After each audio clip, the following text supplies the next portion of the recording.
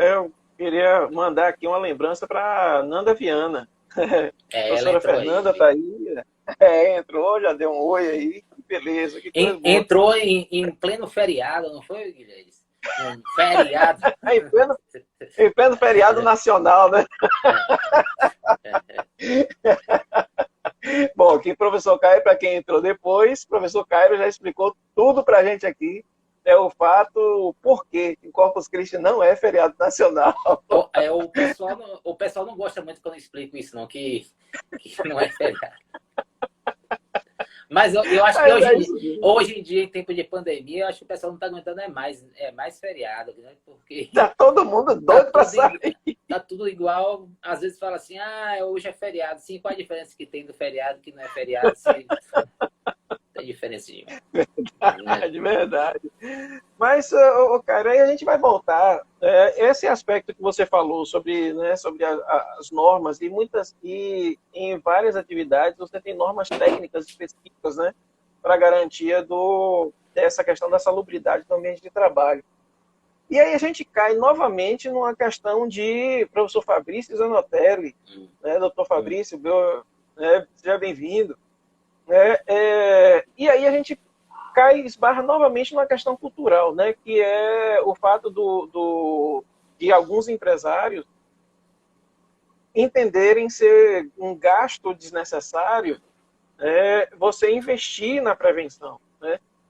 Tanto na questão do direito, especificamente falando, né, na advocacia preventiva, como também um profissional de segurança do trabalho, que hoje a gente tem muitos profissionais, bons profissionais de segurança do trabalho disponíveis no mercado, né? Tanto no nível técnico quanto formados também no ensino superior no nível tecnológico, né? É um problema sério que precisa, de alguma forma, ser resolvido dentro da cultura do brasileiro. E aí eu me lembro um pouco também de uma fala do nosso colega, professor Luiz Bezerra, né? Que ele costuma fazer aquelas reflexões, né? Dizendo que o direito, a gente sabe, o direito tem uma ligação muito forte com a moral, com as questões e com a moral e com a ética. E ele fala, quando a moral falha, aí é que entra o direito propriamente dito. Né? E a gente tem outras aqui. Peraí. Grazi Lopes está aqui perguntando quais consequências são atribuídas às empresas que não proporcionam um ambiente favorável ao empregador. Inclusive Essa pergunta é daquela. essa pergunta aí, ela se encaixa no que você acabou de falar, que é a questão de custo, de avaliação de custo. Quanto custa para a empresa adotar as medidas de segurança? Não é algo barato, tem um valor expressivo, mas as repercussões que podem acontecer quando ocorre um sinistro, esse sinistro ele pode ser tanto um acidente típico, como pode ser uma doença, ou pode ser um acidente de grandes proporções, como a explosão de uma caldeira, que pode atingir vários empregados. Então, o prejuízo que a empresa vai ter com um eventual sinistro, ele vai ser 10, 20, 30 vezes maior do que o valor que a empresa gastaria adotando essas medidas. Portanto, a doutrina considera que esse gasto não seria um gasto, e sim um investimento. Um investimento para evitar danos. E outra coisa, você está investindo no seu recurso humano, nos seus funcionários. E se você for observar bem, os funcionários, a empresa são funcionários, e os funcionários são a empresa. Não existe uma empresa sem funcionários. Tá? Claro, daquelas situações em que você tem uma empresa individual e tal, mas de uma forma geral. Quando você fala em empresa, está envolvida a questão dos funcionários. Quando você investe em medidas de segurança preventiva, você está investindo na sua própria empresa.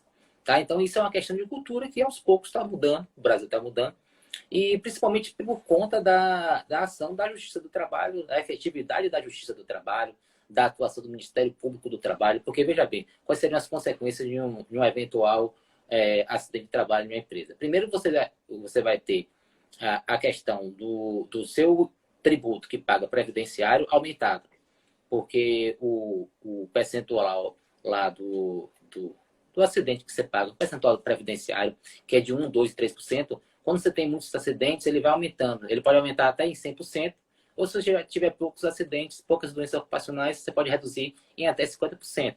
Então, isso é uma mudança que teve na legislação há uns 10 anos, de forma a contribuir para incentivar a empresa a adotar essas medidas. Porque antes a empresa tanto fazia tem muito acidente, com pouco acidente, ela pagava só 1, 2 e 3%. Hoje em dia, não. Quanto mais acidente tem, é maior o imposto que você paga. Quanto menos acidentes, menor o imposto que você paga. Então, essa é na questão previdenciária de tributo. Segundo, na questão individual, você tem um afastamento de um trabalhador da sua empresa, esse trabalhador tem um know-how, ele vai fazer falta, você vai ter que contratar outra pessoa para ficar no lugar dele, você tem que treinar essa outra pessoa. Tem esse aspecto no âmbito administrativo.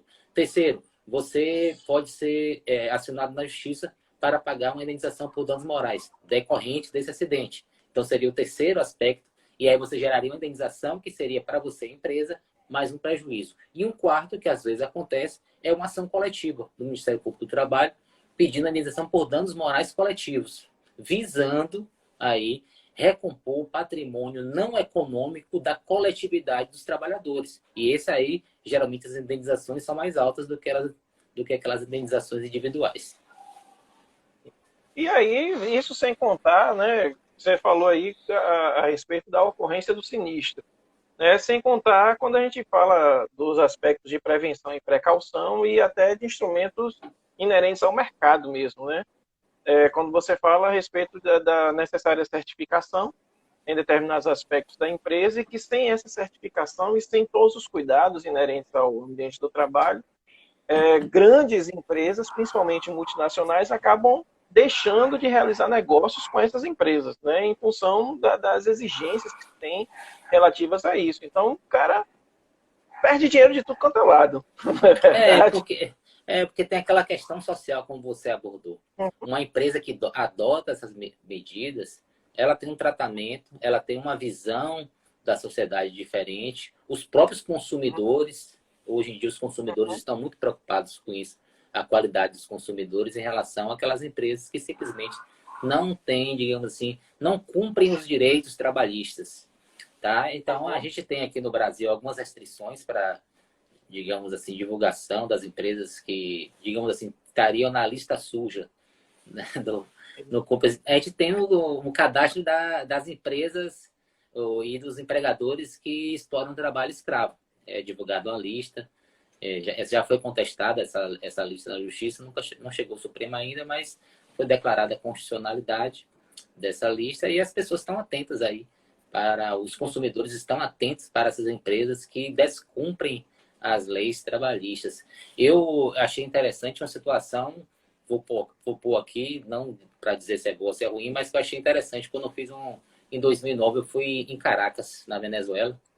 E aí eu achei interessante que eu estava num shopping e aí tinha um adesivo que cobria boa parte da entrada da empresa, escrito assim bem grande: essa empresa descumpre os direitos trabalhistas.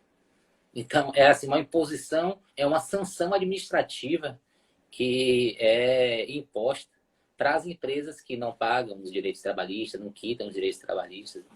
Então, achei interessante isso. Né? Tem vários aspectos jurídicos aí que a gente pode, quanto pró, quanto contra.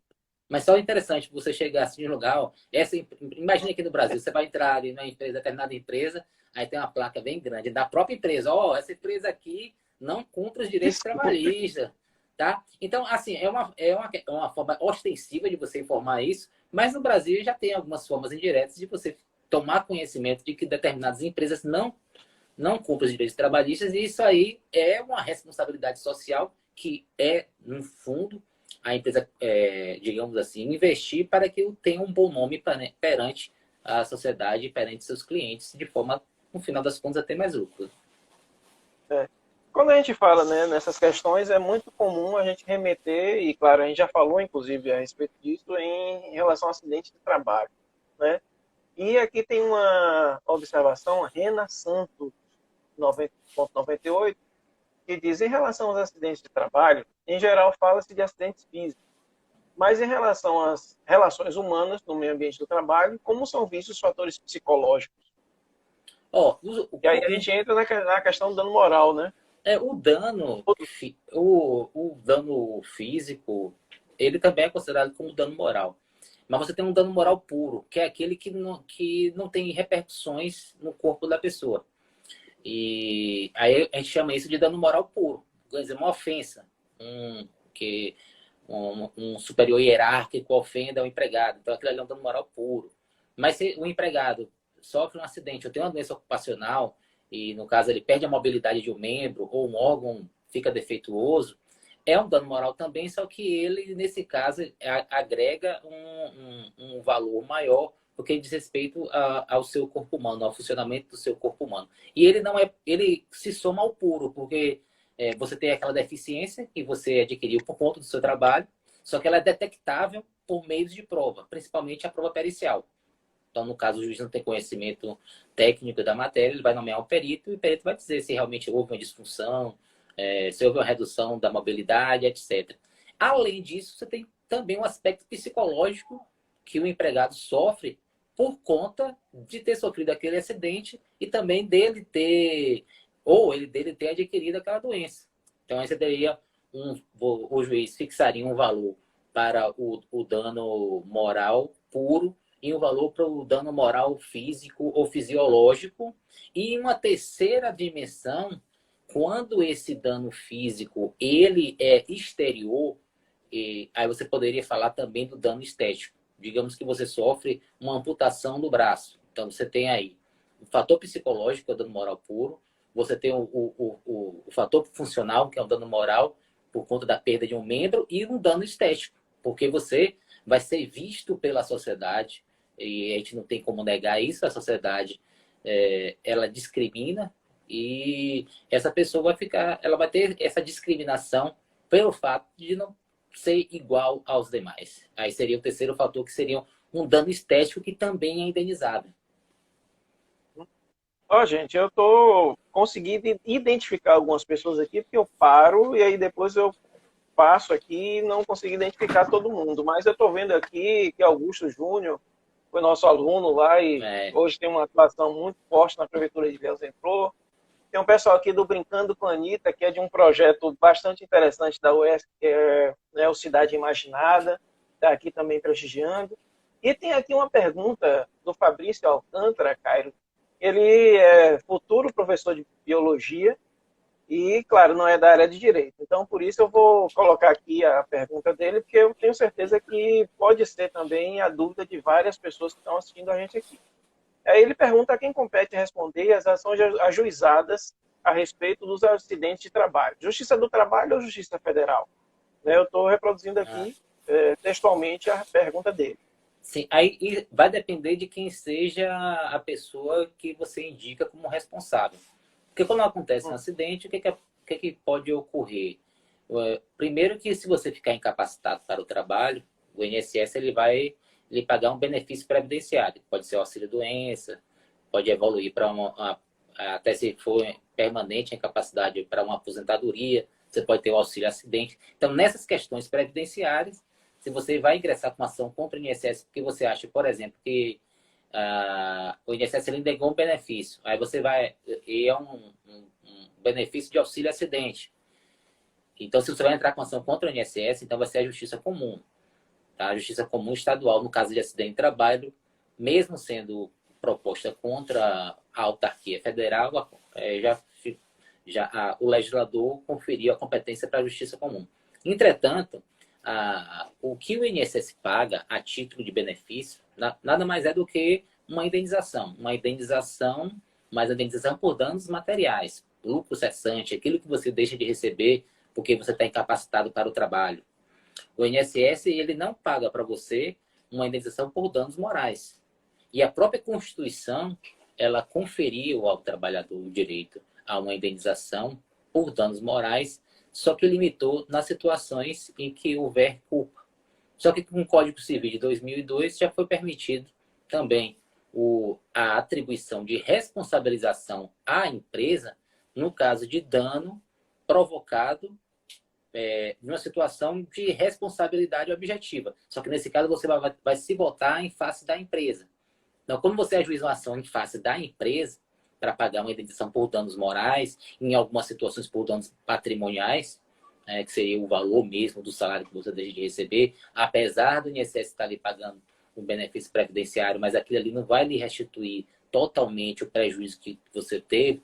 daquilo que você deixou de receber, do lucro cessante, aí você vai propor uma ação contra a empresa. E aí, nesse caso, a competência é da Justiça do Trabalho, não é da Justiça Comum. Estou registrando também aqui a presença de Gilson Nascimento, né, que é o responsável pela Superintendência de Trânsito de Ilhéus. E, veja, Laurício está dizendo que pena, vou ter que ir, abraço. Poxa vida. Laurício falou que é feriado no mundo real hoje. Sim, no mundo apareceu ideal, aqui. Não é. No mundo ideal não é, não, mas no mundo real é. E apareceu aqui Cairo Cervejas Artesanais. É minha filha. Eu quero saber essa história. É minha filha aí. Ela tem essa empresa aí. Cairo Cervejas Artesanais. Bom, muito bom. Muito bom. É aqui mesmo na região? Salvador. Em Salvador. Mas tem distribuidor por aqui, né? Eu tenho certeza. Ela disse que vai começar por lá e depois vai chegar até aqui. Que coisa boa. Gorete, que também faz parte do grupo, é advogada atuante em Itabuna, e ela pega um aspecto aqui bem interessante que talvez as pessoas não costumem relacionar o meio ambiente do trabalho, né? E que tem ocorrido hoje, tem sido um fenômeno negativo nas relações de trabalho, a questão do assédio moral. E aí, Gorete, ela pergunta aqui, como os juízes do trabalho veem hoje o assédio moral, dado sua complexidade de comprovação? Como ela já respondeu a pergunta. A grande dificuldade do assédio moral é você demonstrar que ele ocorreu. Porque, ao contrário de um acidente do trabalho, ao contrário de uma ofensa na qual ela se efetiva em um ato ou em alguns poucos atos, o assédio moral é insidioso. E, às vezes, nem é evidente, não é tão evidente. A pessoa, ela escolhe uma vítima que está dentro do local de trabalho e ela começa aí a minar essa vítima de forma que nem para transparecer muito. Muitas vezes coloca os próprios colegas de trabalho contra essa vítima. Só que como você comprovar isso? Porque uma coisa é você comprovar um acidente de trabalho. Um telhado caiu na cabeça do trabalhador. Bem, todo mundo viu, tinha lá trabalhador. Na questão do assédio moral, isso é insidioso. Ele não aparece com facilidade. Então, os fatos, eles geralmente são comprovados na justiça do trabalho por meio de testemunha. Aí você vai ter que levar uma testemunha para lá. Só que assédio moral, se você pegar um ato só, que compõe um complexo de atos que resulta no assédio moral, esse único ato, ele não gera uma indenização, porque ele sozinho, ele é considerado como um mero dissabor, vamos dizer assim. Uma pessoa que ignora você, passou, não deu um bom dia, e aí você fica chateado com isso. Mas só que isso aí, você ficou chateado, é um aspecto negativo, mas não é indenizável. É algo ruim, mas um direito não confere a você um direito a uma indenização. Entretanto, se isso se repete todos os dias, tá? E com intenção, isso aí é possível ser reconhecido como um assédio moral, que está sendo banalizado, né? O assédio moral não pode ser confundido com humilhações. É diferente. O assédio moral, ele é explicado lá pela psicologia, tem doutrina, e as pessoas estão confundindo muito assédio moral com humilhação. O assédio moral é uma coisa mais distinta. Não significa que uma humilhação não vai ser indenizada. Mas quando você fala de assédio moral, é algo muito especial, mais difícil de ser comprovado. E aí você vai ter que... Aí você falou, é difícil de comprovar? Porque você vai ter que arrumar uma testemunha ou várias testemunhas para comprovar que aquilo ali acontecia sempre. E como é que essa testemunha estava percebendo isso? Tá? A percepção que essa testemunha estava tendo. Então, não é fácil, não. É difícil mesmo. Até mesmo porque assédio se configura em práticas reiteradas, né? De pequenos atos.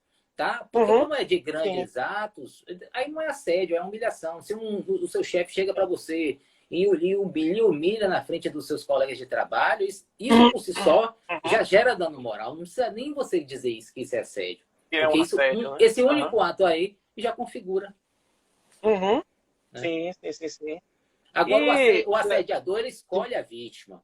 De certa forma, ao que tem demonstrado os estudos, isso não significa que a gente está diminuindo a vítima, não. Mas essa vítima, ela já é propensa para ser assediada. Então, digamos, e o assédio moral ela acontece em vários ambientes de relações humanas, no próprio ensino também, a relação professor-aluno, o professor escolhe um aluno lá, digamos, o professor ele não gosta da religião evangélica, vamos dizer. Então, ele não vai se esculhambar com a religião evangélica, mas ele vai minando aquele aluno ali, pequenas coisinhas. Isso acontece também no meio ambiente de trabalho. Inclusive, os primeiros estudos sobre assédio moral, eles se deram, foi na escola, na infância. Na infância, que as próprias crianças, elas que não têm a razão, a racionalidade ainda, elas agem muito pelo instinto, né? Mas nós somos pessoas racionais e adultas, já não podemos agir da mesma forma do instinto. Mas ele foi estudado inicialmente, foi na escola, na pré-escola, principalmente de crianças que chegavam no meio do ano e tal, e eram, de certa forma, discriminadas pelos próprios alunos. É o que hoje a gente chama de bullying, né? O bullying nada mais é. Que é uma forma de assédio moral. Não, quando você vai estudar o assédio moral, aí você vai ver as denominações em outros países. Então, na Inglaterra é chamado de bullying. Cada um tem uma denominação diferente. E entraram aqui duas figuras duas imponentes, figuras, digamos assim. Impolutas. E Eduardo Viana. Eduardo Viana, essa semana ele entrou no mundo das lives, né? Ele estava meio arredio, mas agora ele se rendeu. Rapaz, eu vi lá no LinkedIn dele. Eu tô descobrindo, depois que eu entrei no LinkedIn, descobri foi coisa, viu? E eu vou aproveitar aqui, né, gente, vocês que entraram nessa live aqui por causa do prestígio do professor Cairo, não deixe de seguir o nosso perfil do Quital Ambiental. Tá? A gente tem aqui, na semana que vem, a gente vai se aproveitar do prestígio do professor Wagner Rodrigues. É isso aí, a gente vai se aproveitando do prestígio do povo para o pessoal ir conhecendo o canal. Né? Mas veja, Cairo, uma coisa que a gente tem aí mais uns 10 minutinhos. Peraí, tem Guide Cardoso, está perguntando alguma coisa aqui. De que forma o custo efetivo das produções interfere nessa relação da proteção ao meio ambiente? Eu confesso que eu não entendi a pergunta. De que forma o custo efetivo?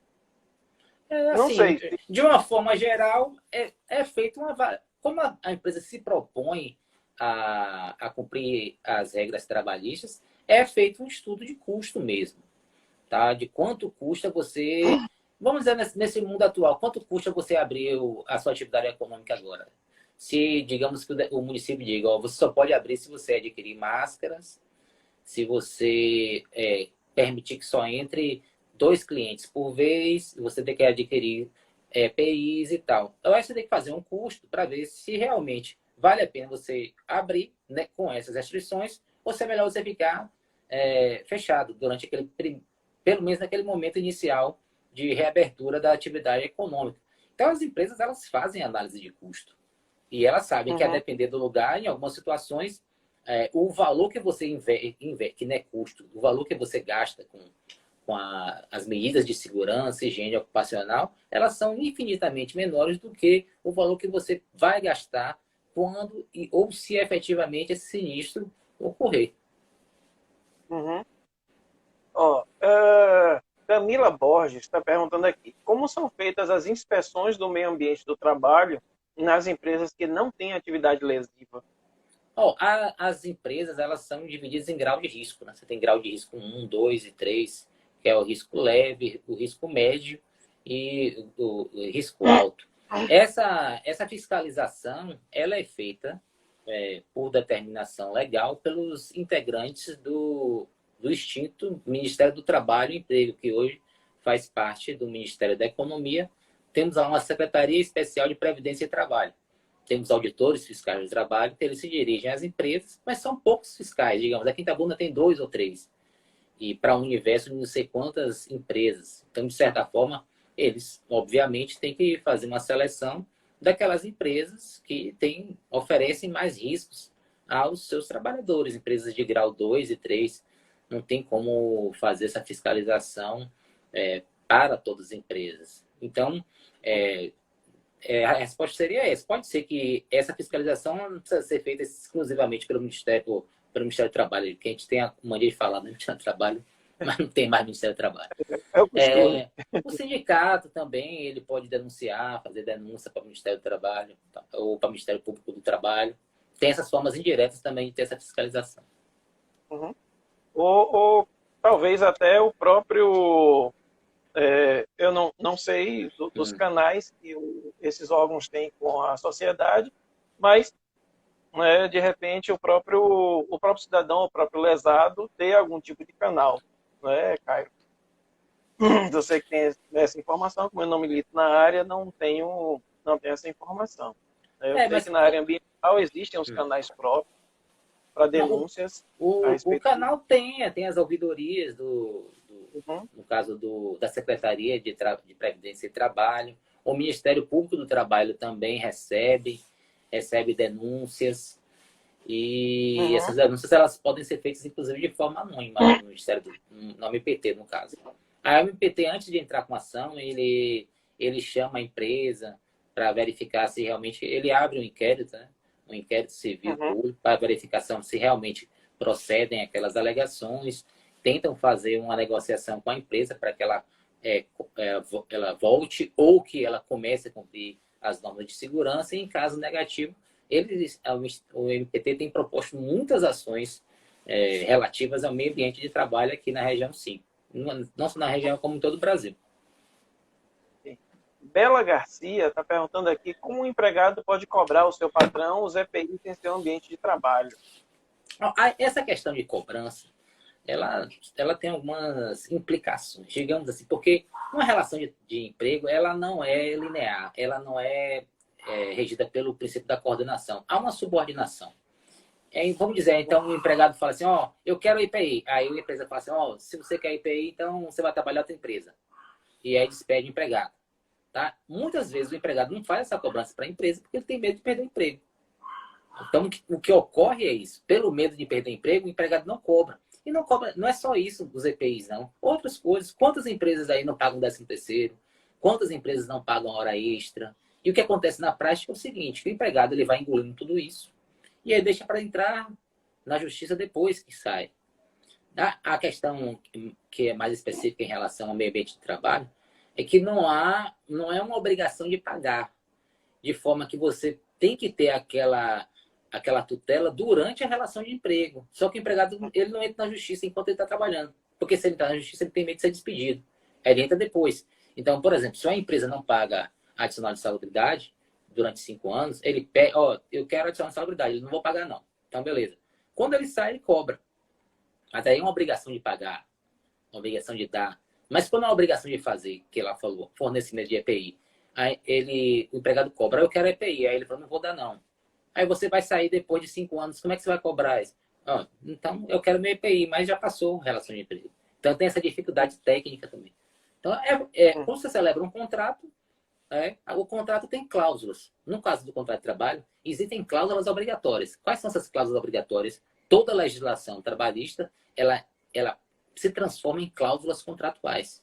Uma das cláusulas contratuais o empregador é obrigado a fornecer EPI.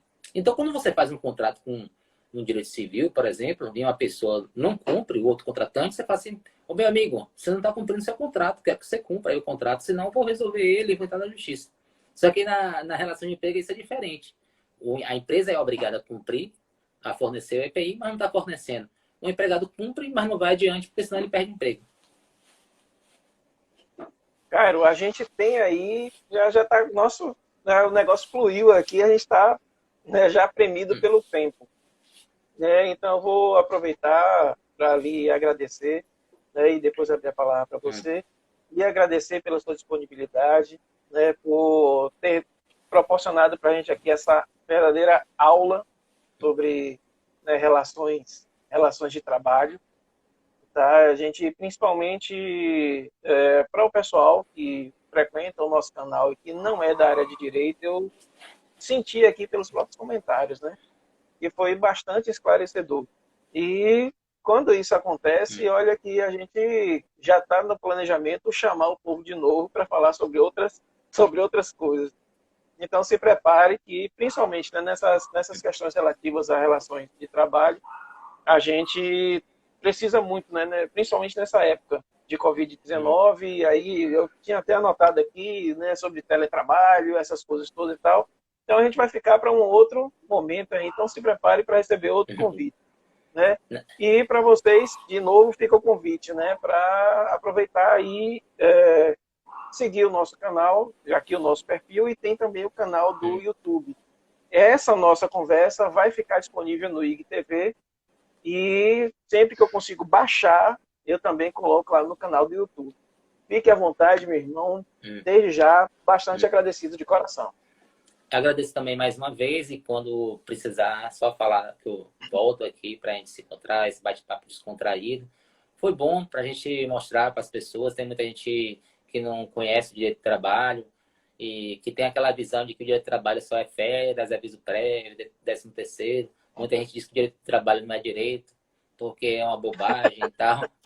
Só que o direito do trabalho, ele envolve tudo. Tudo do direito está dentro do direito do trabalho, só que de uma forma especial. Então, os direitos fundamentais, por exemplo, o respeito à intimidade, isso é direito do trabalho. Só que a gente chama esse de direito do trabalho inespecífico, mas está dentro do direito do trabalho. Se o empregador não respeita a intimidade do empregado, gera indenização. Então, o direito do trabalho, ele é muito mais amplo do que as pessoas pensam que é. Porque tudo que está no direito privado, ele pode ser analisado sob o âmbito do direito do trabalho, porque não basta só você imaginar que você entende do direito civil e vai transpor para o direito do trabalho e vai aplicar normalmente, porque aí entra em cena os princípios do direito do trabalho. Como eu falei aqui, o empregado ele se sujeita ao empregador. Então, como você vai analisar uma relação de trabalho, uma relação de emprego, você não pode analisar com os mesmos olhos do direito civil, e sim com os olhos do direito do trabalho. Então, foi bom aqui para a gente passar para as pessoas uma nova visão do direito do trabalho, que ele é o mais complexo, e não é só férias, nem feriado. É muito mais do que isso. Então, pronto. Estamos terminando. 10 segundinhos para a gente terminar. E muito obrigado para todo mundo. Um abração. Muito obrigado, Caio. Fiquem todos. Deus. Até a próxima.